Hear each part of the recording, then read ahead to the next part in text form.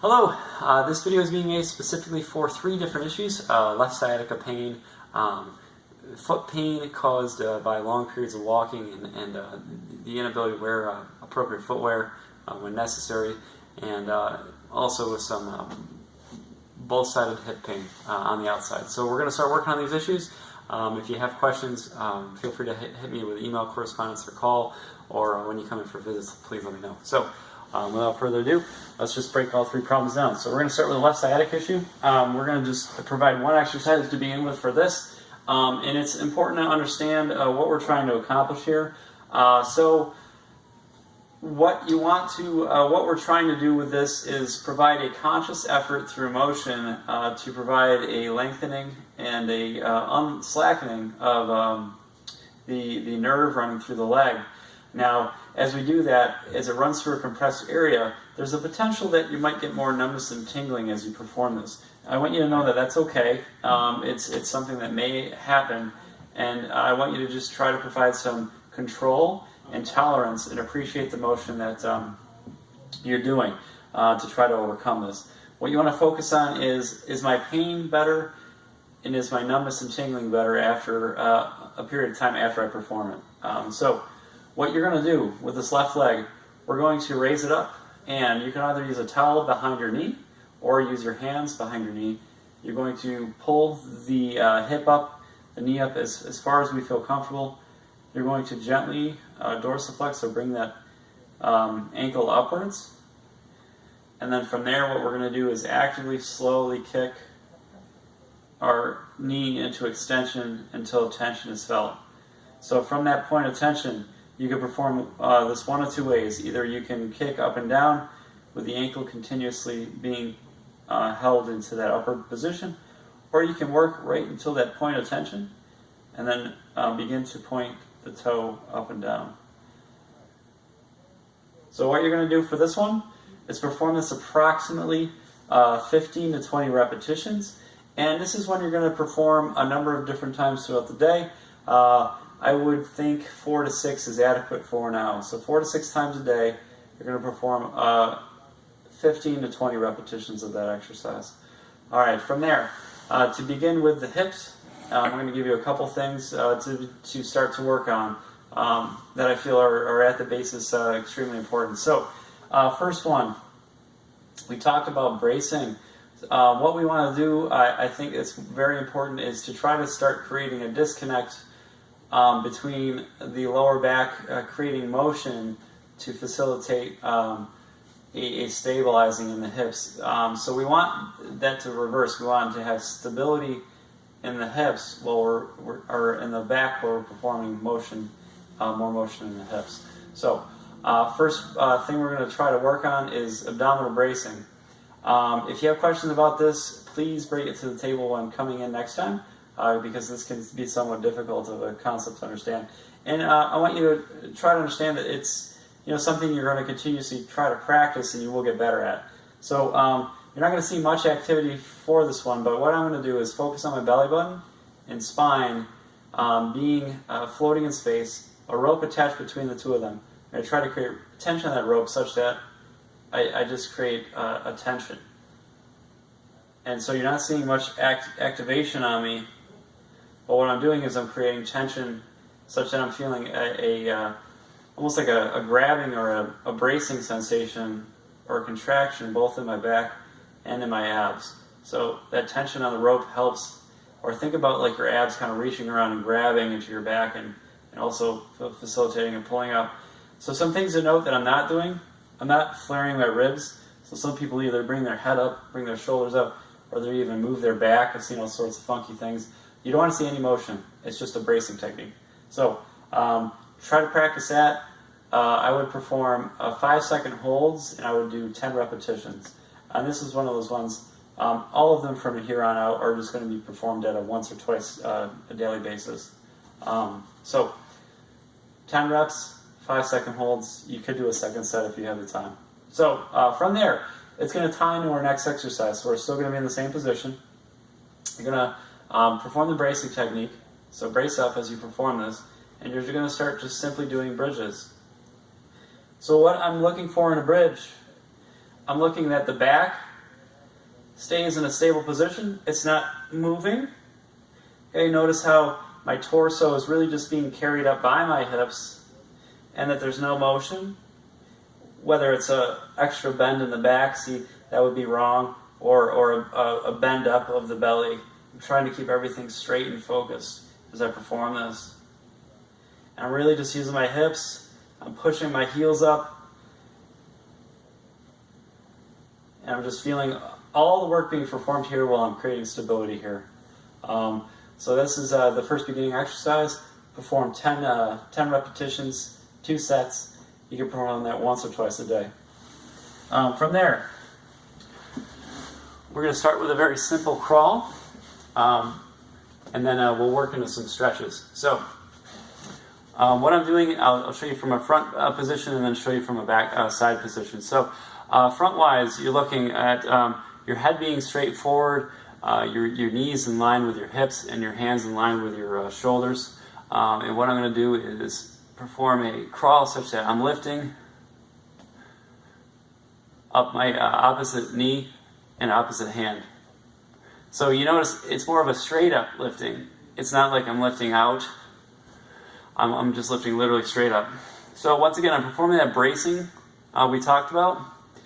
And what I'm looking for out of this one is if you notice my hips, that my hand that's remaining balanced on the ground and my the hip that's remaining balanced on the ground, they aren't necessarily moving. You don't see a shift. They're staying straight and stable. You see that there's no drift in my elbow. I'll show you. So like if I was to create a drift, it would be something like, you see how my body's kind of leaning?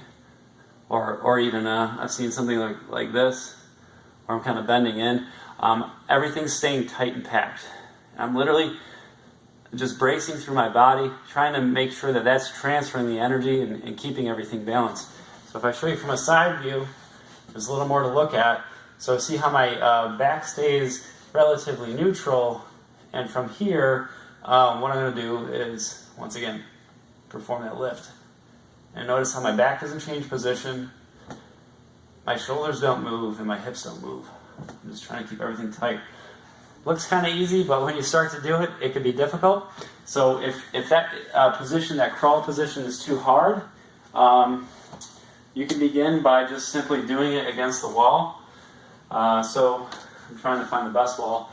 Well, if you have questions, you can kind of get the idea. I know my camera angle is a little bad, I'm sorry, but you can literally start to perform this against the wall with a little lean instead, if it's too hard to perform in that down on the floor position. So you're going to do 10 to 15 controlled reps, 2 sets, once again, once or twice a day. So from there, let's continue on. I'm going to show you a couple stretches. So it's not only going to be for the hips, but we're also going to move into those feet, which we're just going to start with some stretches for the feet. So if you cannot perform this position, that's okay. I'll show you some modifications.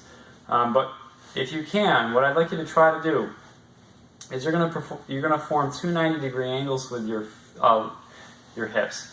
So one leg is going to be straight out in front of me, and then the other leg is going to be 90 degrees directly to the side of the other.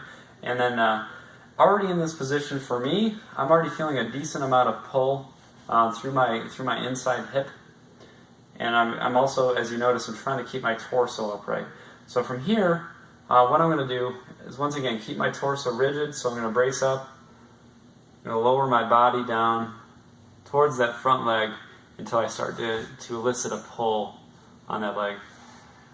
And I'm feeling that pull on the outside of the hip. I should be feeling that on that outside of the hip area, up more up top, on the outside of the leg. So I'm going to hold here, breathing through my stomach, allowing my body to lower a little bit further each breath. I'm going to perform this approximately for about 30 seconds. I'm going to do 3 reps. You can do 2 if it doesn't feel comfortable to do 3. And you're going to perform this once or twice a day. So I'll try on the other side. So straight out in front, you're going to try to get that other hip at a 90-degree angle, and knees are also going to be shaped at almost like a 90-degree in correlation to the hip positioning. So once again, I'm going to try to even out my body as best and as comfortable as possible, and lean forward, appreciating both parts of this movement. So I could hang out here for 10 seconds if I wanted to. Breathing through my stomach, trying to get a little further in as I hold this. And then, then at some point going forward, keeping my back upright, feeling that pull on the outside of the hip on this side, holding for about 30 seconds. Okay, if that doesn't work, you can modify it. Simply lay on your back, try to get that foot over the knee. And same thing, we're just going to lift that knee up, we're going to pull on our leg, trying to get that hip that's crossed over, stretched out. 30 seconds, 2 to 3 times, same thing. So if that first one's too difficult, you could just perform that one here. I'll show you the opposite leg. So like a figure 4 across, and I'm going to lift and pull with the opposite hand and hold for about 30 seconds. Okay, last one for starters. We're going to go into just a simple foot stretch. So we're going to be in a kneeling position. You're going to want to get like a towel or something for under your knee. And you're going to try to keep your body upright. You can use a wall to start with for balance, but it's going to be best if you try to perform this without any balance needed. And from here, as you keep your body upright, you're going to try to drive that front knee forward. And you're going to feel a sudden pull on the Achilles here. This is going to be more of a repetition exercise. So we're going to go forward until we feel that pull, hold for about 5 seconds, and then perform that about 10 times. You can do that once or twice a day.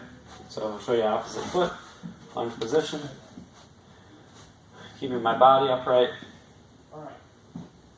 moving forward until I feel a pull on that Achilles. Okay, there's the first one. The second thing you're going to do is simply bring your knees into a kneeling position.